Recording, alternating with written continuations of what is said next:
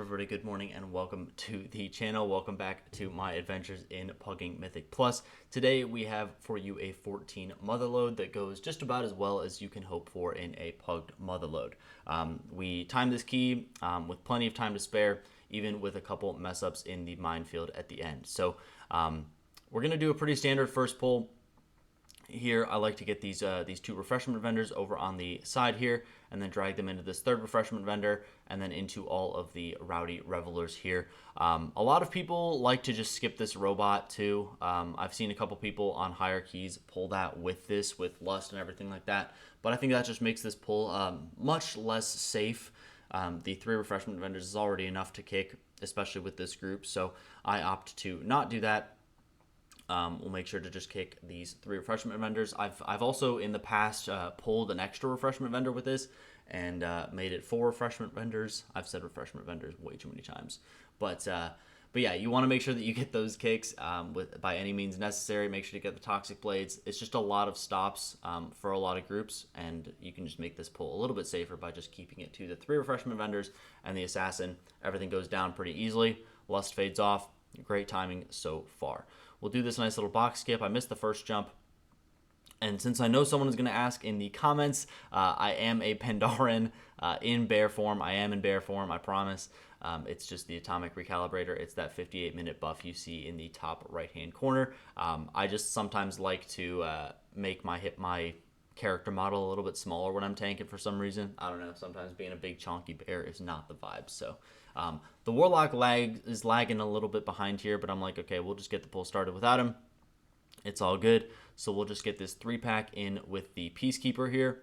And there's really only 2 things that you need to worry about in this pack. The mech jockeys actually are too far away from any mechs, so they don't even start to run over there. Make sure that we get the Toxic Blade kicks and the Ice Spritzer kicks. Pretty much everything else is just going to happen. Any kind of damage, the charge shields are going to happen. If you're a paladin or someone with like an immunity or something like that, the charge shield damage doesn't go off on you or the rest of your party if you are bubbled. So if you want to save bubble for this pull just to mitigate some of that initial damage, especially if you're going to only get like 2 charge shields or something like that, you can have your healer use cooldowns for the first one and then maybe use bubble for the second one, and then it just takes a lot of pressure off of everybody else if you're able to just to get rid of that. We also somehow get a rowdy reveler here. I think our warlock just pulled one or something like that. So, but we'll take out this pull pretty easily. And I was actually thinking about getting this Peacekeeper into the boss here, but I didn't want to get a charge shield overlap with the static pulse because that would be pretty lethal and a great way to brick a key early. So we'll let the tear gas go off. I could have done it because I think I did have time, but I like to go to this corner now, if at all possible. I think this one works a little bit better if you're way back into it. I think it controls the coin spawns a little bit better. But, you know, sometimes controlling spawns doesn't really work on this boss. You can kind of just get lucky, or you just get a little bit unlucky. Classic boss, if you've seen this boss once, again, you've seen it 1,000 times. I've said it before, I'll say it again. This boss is pretty chill. We try and hold just a touch for the 6th bomb. You can kick 5 in pretty quickly and then wait until the full duration is almost expired on that 6th one to make sure that you're getting maximum uptime on that damage taken buff. But yeah, we'll just do the same sort of thing, rinse and repeat, do some good damage on those burn phases, take them out of the coins for the coin magnet, and I'm probably just going to skip ahead a little bit after we get one more intermission. So you can see what the second one will look like. Again, we'll get the static pulse. You can pop a personal for that. There's nothing else that you need to pop personals for on this fight, so any kind of damage you can mitigate through that little burst of damage. And the dot, always a good idea. As a tank, not super worried about anything on this fight. This boss should never kill you, even if you have no healer. So, but yeah, we'll kick all the bombs in. I'm trying to be careful about moving the boss there because I see one of the bombs is underneath his feet. You definitely don't want to move the boss on top of the bombs, because that can get a little bit sketchy sometimes. Sometimes you won't be able to click it. Like your icon will show up, but it won't actually kick the bomb. So be careful with that. But yeah, it's going to be a pretty easy boss here. Just going to take that down, and we will skip ahead a little bit just so we can get to the more exciting parts of the dungeon. So we'll skip this pack on the right, do the extractor here. I think ordinarily you would want to do, in a perfect world, you want to do as few extractors as humanly possible, because they are the prime way that people are going to die. But what I like to do to make these extractors a little bit easier is make sure that you stutter step a little bit more than just running. I see a lot of people, especially in lower keys, like, even like 7s, 8s, and stuff like that. They will just see all those circles start coming out, and they will just bolt. They will just run. They're just full panic. And you definitely don't want to do that. So when you see that rapid extraction come out, you can wait a second, try and wait a second in the circle, and drop them in a much more concise way. And if you're all walking in the same direction, you can drop those on top of each other. You can get a ton more value, save a ton of space, and you're not going to have people running into Narnia, just body pulling random stuff and all that sort of thing. So you have some time before those circles detonate, and just make sure that you take that time. This is going to be a pretty awkward pull. I should not do this. This is a limit test pull, but for Earth Shapers and the extractor, when you're not a VDH, we don't have beam or VDH in this key, so it's going to be a little bit scuffed as far as getting stops on all 4 of these casters. You want to make sure that you're probably not going over like 3 Earth Shapers in a key, or in a pull. I think that's just good practice.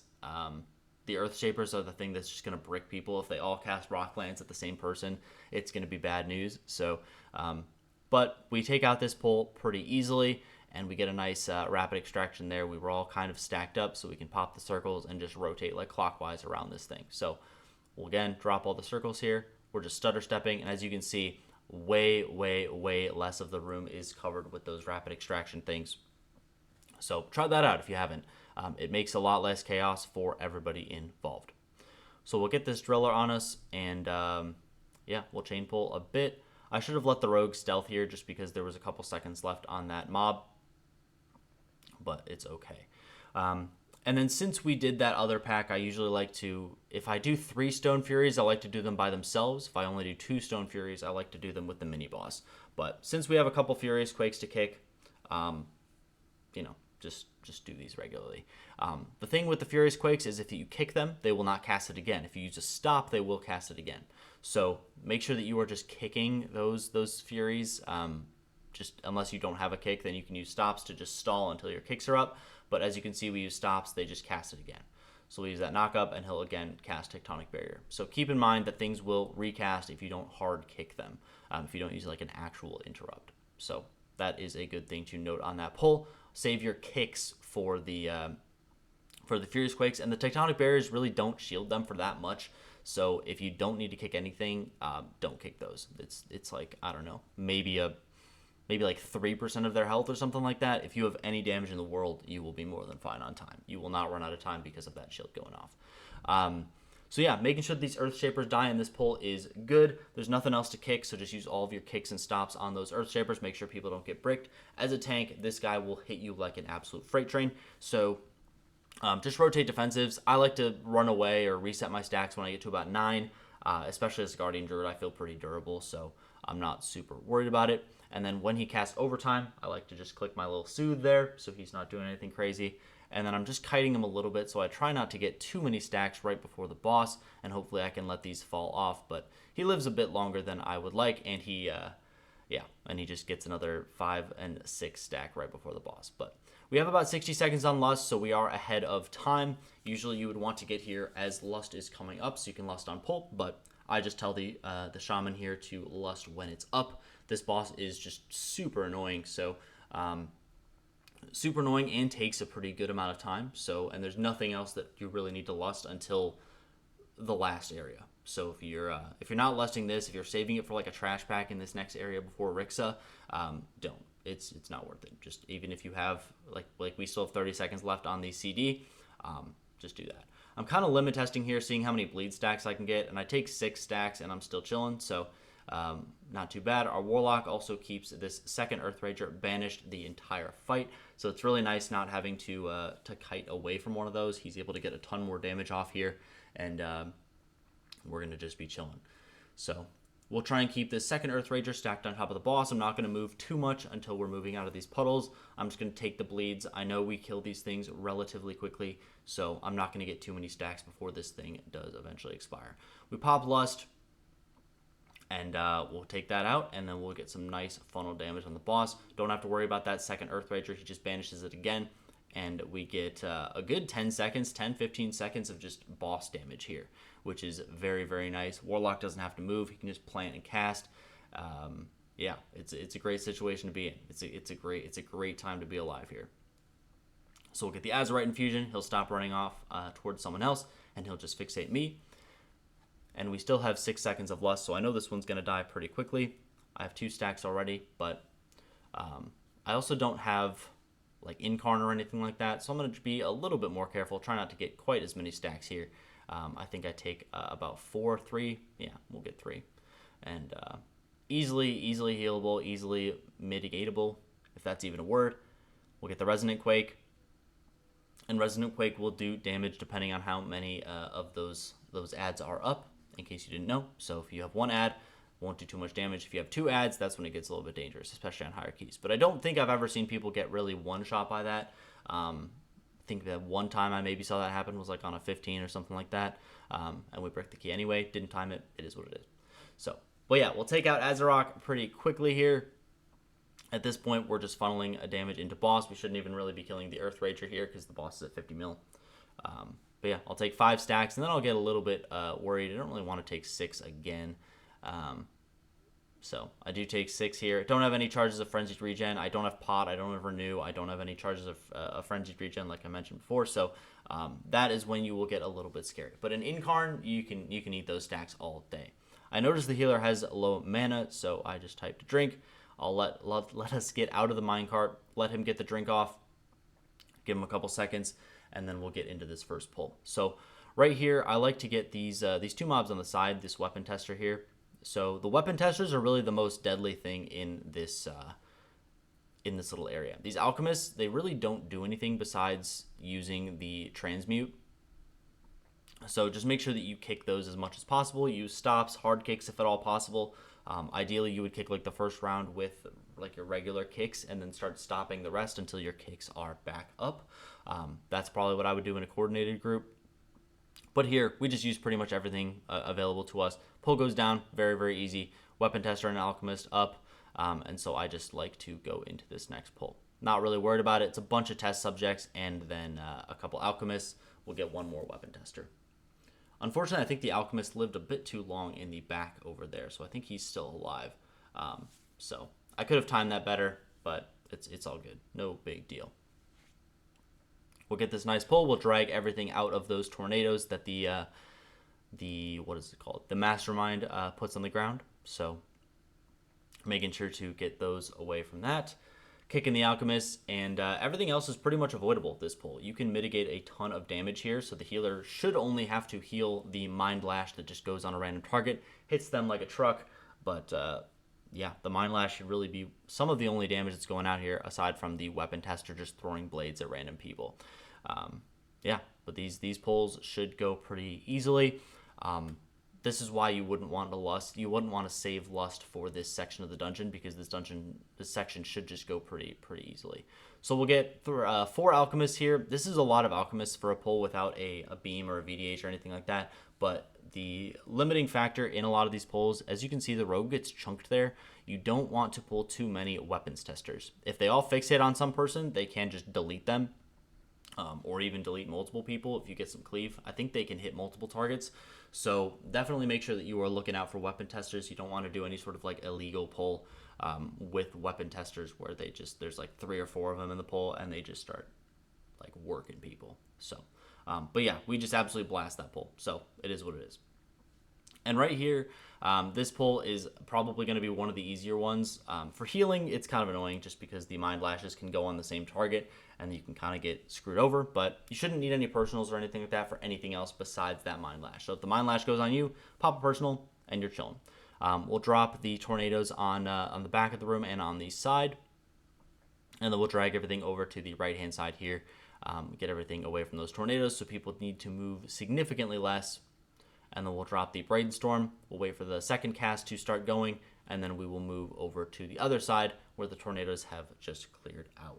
So this will minimize the amount of movement that your team has to do. Everyone can stand on top of the boss, not need to worry about they're going to get hit by a random tornado, a rogue tornado. So we'll get the Brainstorm spawn.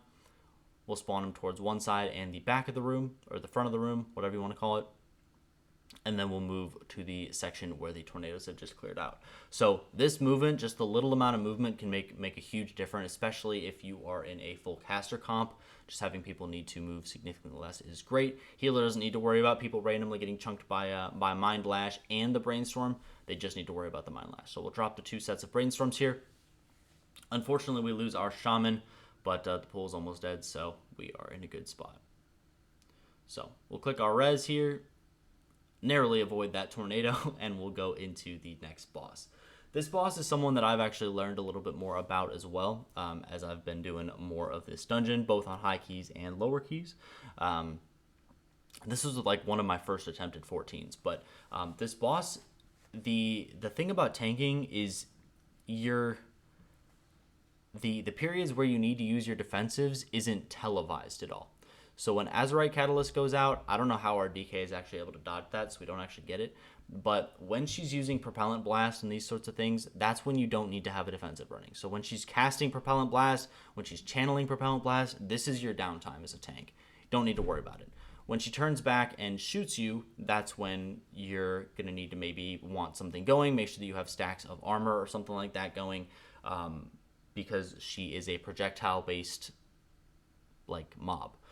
So she'll shoot you, and her projectile does a ton of damage. As you can see, it hits me for about 30% of my health there. But when she's casting Propellant Blast, she isn't shooting you at all, and her auto attacks do a ton of damage. So when she's not able to auto attack, that's when you want to be just chilling. When she's able to auto attack, that's when you want to be pressing defensives or having something running. So we'll get Azurite Catalyst here. She's channeling that. Don't need to have anything going. Shaman runs that in the background there, and then she starts fixating me. I Bark Skin just to make sure the auto attacks are hitting me for a little bit less. Propellant Blast goes out. Don't need to have anything running. She's not hitting me at all. And then she'll shoot me a little bit here between the Propellant Blast casts. Then she'll start channeling. Don't need to have anything running. Don't need to worry about any damage. Get the Propellant Blast, and it'll just be one Propellant Blast, 2 Propellant Blasts, and 3 Propellant Blasts, and then you'll move to the center of the room, and you will rinse and repeat. So we'll clear out most of the room here, and I see that that's the 3rd Propellant Blast, so I'll start televising that we're going to move to the center of the room, get in a better position to rotate here, and then we look for the angle and move in towards the angle. So very easy boss, but that was just kind of something that I noticed, especially on this run as a tank. Her auto attacks just hit like trucks, and a lot of other bosses will have some kind of televised, hey, you're going to get hit for a crap ton here. But this boss just doesn't really do that. She just has it built into her regular auto attack. So I don't know. It was just kind of an interesting thing that I'd realized that I didn't really think about before. Ordinarily, I just don't really have any issues living higher keys as Bear. So, I never really thought about it, but it is something that I noticed more on my Paladin and when I had to rotate cooldowns just to make sure that I didn't get bricked. But, so yeah, this is kind of the messiest part of the dungeon. I actually missed trash somewhere. I don't know where I missed trash in this dungeon, but, I try and get 2 of these mines popped with the Ordnance Specialists and the War Machines. I figure people are going to have some good upfront damage, so if I can keep these mines on top of the mobs, we'll be in a good spot. If you're a DK, be careful with grabby hands here. That stuff is terrifying. So if you're just going to randomly pull mines, make sure they are not fixated on melee first. As you can see, it happens there. 2 people get bricked, myself included. And it's just like, I don't know. It's just gripping stuff in is such a sketchy part of this pull. And we actually lose the DK as well. So that's plus 45 seconds on the timer there, or minus 45 seconds, whichever way you want to see it. So I'm like, okay, let's just kill this War Machine. I don't want to pull any more mines with it. Like, this is a phenomenal way to brick a key very, very late in the key. And we are going into this section with 12 minutes on the clock, which is plenty of time. We have so much time on the clock. I'm like, please, let's get me my IO. We'll not break this. So I see the War Machine falling a little bit low. And I'm like, okay, now is a pretty good time. I have Roar available. So I can run ahead and grab a couple of the mines and then get them to funnel down the side of the room over here. Ordinarily, as tank, you would want to just run ahead, pull all the mines, get them all fixated on you or something like that, and then you can just cleave them down. See, we get them nice and stacked up. They're all fixated on ranged here. I see that none of them are on me, so I don't need to worry about getting bricked. And then I try and run ahead again, pulling a couple of these ordnance specialists along with the other war machine. Get all those circles on me, and then we'll start moving back towards the group over here where all of the mines are cleared. Charge shot, it's going to hurt, so if you have any personals for that, make sure that you're able to help your healers out. But everything else should go pretty well here. Careful of the crawler mine, so I like to keep a safe distance until I know that it's not on me. I see that it's on the hunter there, so, or not the hunter, what is that? Is that a DK? There we go. I thought I saw a bow, or a gun. But yeah, it's this whole section is a great way to brick keys, so I just like to take it a little bit slower. There's definitely better ways to skip this, so if you want to see a better way to skip this or do this in a more efficient manner, go ahead and watch someone like Yoda. He goes crazy in this section. They have a nice coordinated group. Everyone's on the same page. So, and then right here, since we don't have any war machines, this is where I like to just go ahead and clear all these mines before this little 2-pack at the end. So anything that we can do here, but we also get a social aggro on the other war machine. So we have just an absolute chaotic, there's so much going on here. But everyone is able to get on the one side of this boss. I get a nice Ursul's behind the mob as well. So we can just cleave down all these mines, and we end up making that a very, very clean pull for what it was. So I love that everyone just saw the opportunity to stack up, get the mines all moving in the same direction, and we're able to cleave those down very, very efficiently.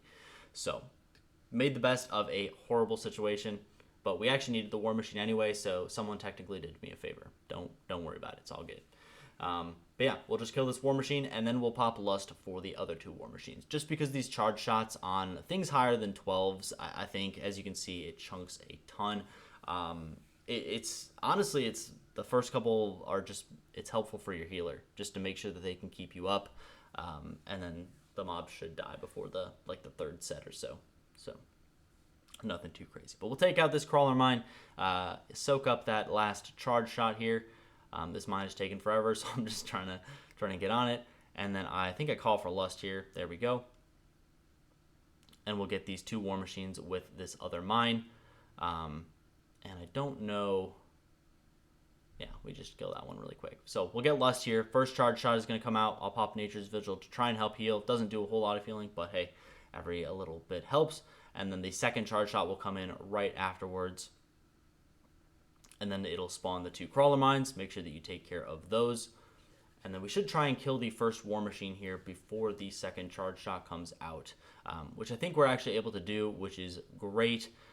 Healer only has to heal 3 charge shots, and maybe a 4th one here, but just from 1 war machine. So we clean up that pull way, way better. And as you can see, Lust falls off, pull dies, so we can call it efficient. We used the full Lust timer, didn't waste any. It was definitely worth committing there. So also before this dungeon, I asked people if they wanted me to play safe spot or if they wanted me to actually move the boss. I feel like I get yelled at as a tank either way, so I like to just now ask people at the beginning if they're more comfortable doing one or the other. It just makes a lot more sense to me now. So some people really like when you move the boss just because there's no room for error. Like, you can just position the boss, you should be safe, it's not really a big deal. And some people like to play the safe spot just because they are confident that they know where to stand. So I think either one works, but I would recommend, if you're having that same issue, or if you're doing higher keys, especially with pugs, just ask them at the beginning. I think it's always a good conversation to have. It doesn't show that you don't know what you're doing or anything like that. If you're worried about that, if anything, it shows that you more know what you're doing and that you have a little bit more experience in the key, with people wanting you to do certain ways.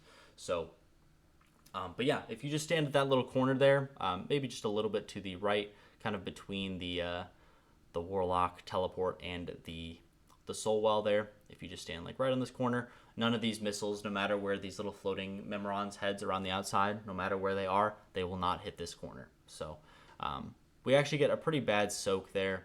So we'll get the damage over time effect from the missile, But as you can see, we stand in this little corner. Even though those missiles are on the side of the room that we are on, we don't need to worry about them actually hitting us. And then Gatling gun will come out. Missiles won't be coming out, so you can just move freely. Don't need to worry about standing on that safe spot during a Gatling gun most of the time. I think we actually get a really bad overlap here in a second, so you might see a situation where it's going to be close. But yeah, get the boss to 50% health and just... I would probably focus one of these Sky Scorchers. As you can see, they just spam Buster Shot. They can't be aggroed or anything like that, so you can't really help this. We split our damage quite a bit, so I should have been probably just hitting the other one, but my damage is pretty low anyway, so it's not like I'm doing a whole lot. But yeah, just make sure that you're killing one of these Sky Scorchers because it is a ton of damage going out, a ton of random damage too, so your healer can't really... just has to kind of react and just pump, you know. Especially with these drill smashes coming out, those will do some good AoE, so make sure that you're keeping people above a certain health threshold. Luckily, we kill the other one. Drill smash will come out. As you can see, it does about 35% of people's health, so that can hit pretty hard too. I'll just stand way over here and make sure the boss is going to run to the safe spot. We'll get the missile on the DK there, I believe, or not the... I don't know. Someone gets it. I don't know. It's hard to tell when I'm doing these live. Missiles will come out. Gatling gun will come out. And that's probably the worst overlap that you're going to have, where the missiles come out just before, and then you like also get the single target missile or something like that. That's probably as bad as it's going to be when you're playing safe spot. Unfortunately, homing missile again goes out, so we'll pop Nature's Vigil. We'll pop AMS or AMZ. And we'll have some good damage reduction for that. Able to shake that one off without too much difficulty. And we will just take out the rest of this boss.